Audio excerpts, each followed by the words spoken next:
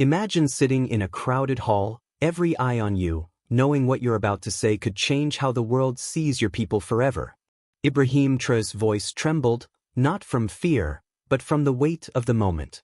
Then, in a simple but shattering sentence, he said something that left millions around the world in tears and Africa holding its breath.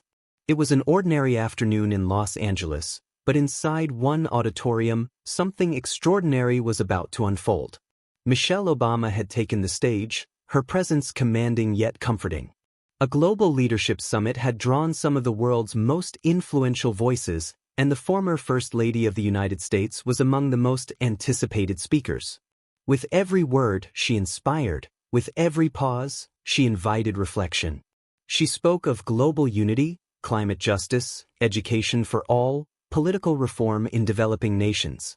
The audience listened intently, applauding and nodding. And then she turned a page.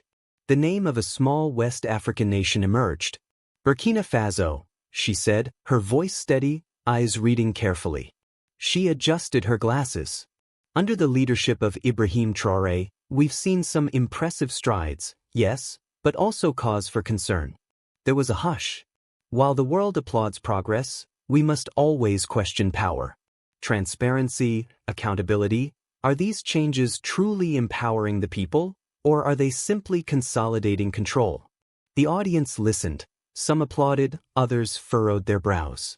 Around the world, screens lit up with debates, commentaries, and hashtags. Meanwhile, thousands of miles away, a different reaction was unfolding. President Ibrahim Traoré sat in his office, watching the broadcast. No aides stirred, no phones buzzed, only the voice of Michelle Obama carried through the room. When it ended, he did not react with anger or frustration. His response was still. Then finally he spoke.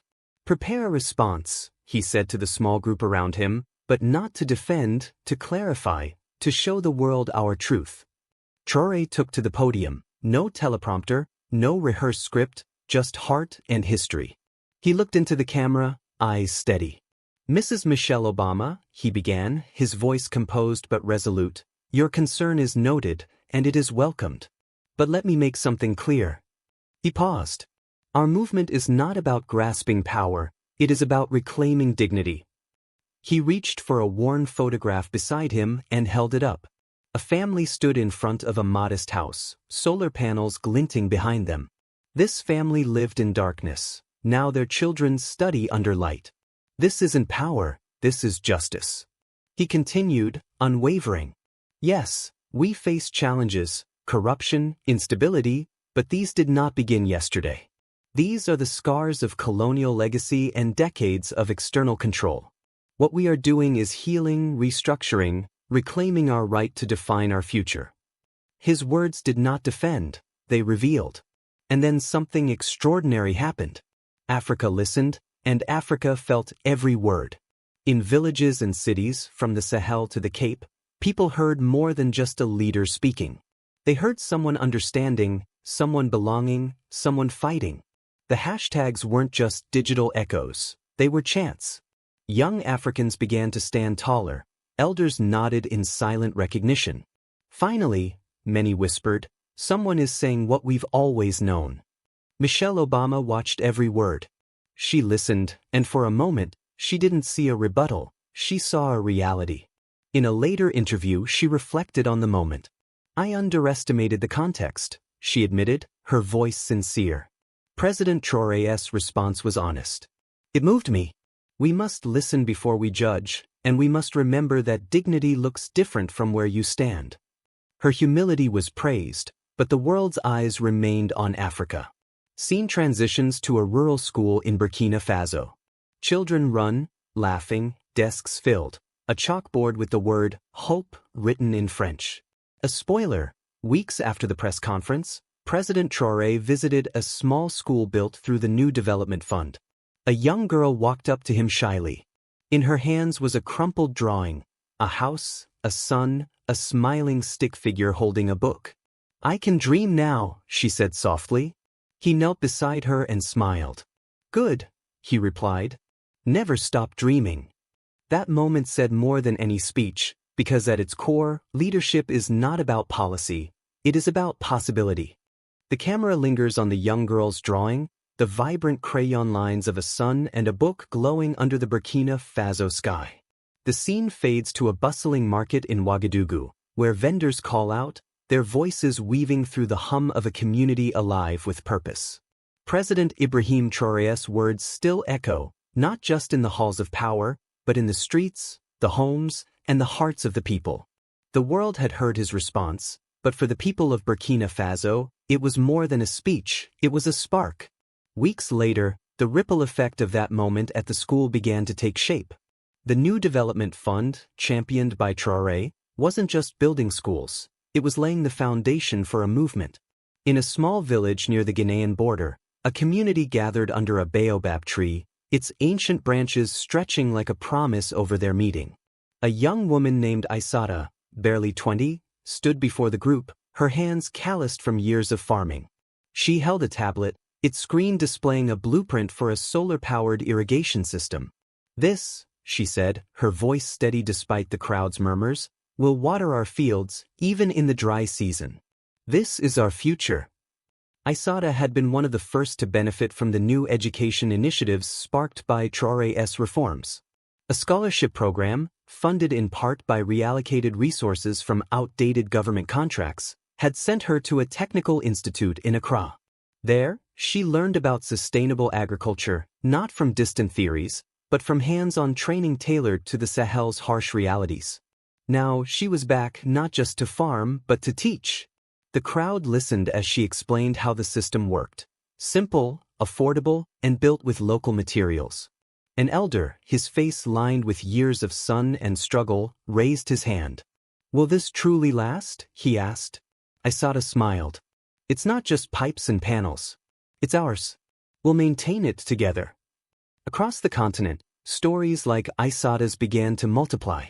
In Nairobi, a group of coders launched an app to connect rural farmers directly to urban markets, bypassing exploitative middlemen. In Lagos, a cooperative of women weavers used microgrants to buy solar looms, doubling their output while preserving their cultural designs. These weren't just projects, they were proof of Traoré's words. Reclaiming dignity wasn't a slogan, it was action.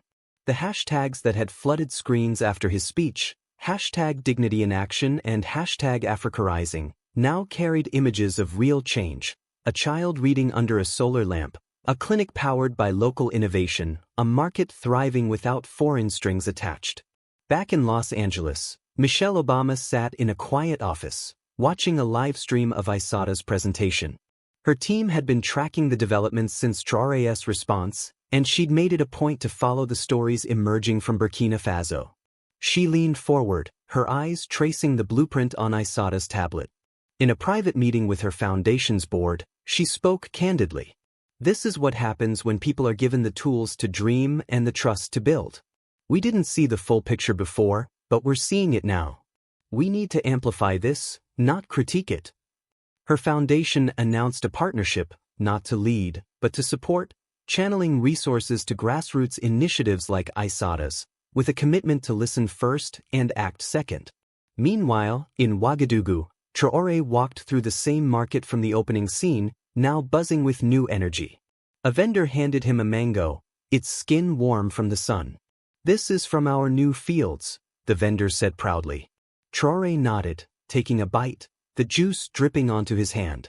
He laughed, a rare moment of lightness, and turned to a group of young entrepreneurs trailing him. "What's next?" he asked. One of them, a lanky coder named Kofi, stepped forward. "A digital platform," he said, "to share our innovations across borders. Mali wants our irrigation designs. Senegal wants our solar blueprints. We're not just building for Burkina Faso, we're building for Africa." Traoré's eyes gleamed. "Good," he said, echoing his words to the young girl weeks before. "Never stop building." He paused, looking out at the market, where children darted between stalls and elders bartered with newfound confidence. "This," he said softly, almost to himself, "is what dignity looks like." The scene shifts to a starry night over the Sahel, where a young boy sits on a rooftop, sketching a wind turbine on a scrap of paper. His pencil moves with purpose, each line a dream taking shape. In the distance, solar panels catch the moonlight, a quiet testament to possibility. The camera pans upward, the stars bright against the vast sky, and a single word appears on the screen: hope. Because at its core, leadership is not just about policy or possibility, it's about people daring to believe they can shape their own tomorrow. As the stars fade into the dawn over Burkina Faso, the echoes of President Ibrahim Traoré's words and Aissata's blueprint linger, not as fleeting moments, but as seeds planted in fertile ground. From a young girl's crumpled drawing to a village's solar-powered fields, a quiet revolution is unfolding, one built on dignity, resilience, and the audacity to dream. Across Africa and beyond, people are watching, listening, and beginning to believe that change isn't promised by speeches or hashtags alone, but by hands that build, hearts that dare, and communities that rise together. This is not the end of the story, but the beginning of a new chapter, one where hope is not just a word on a chalkboard, but a light that refuses to dim.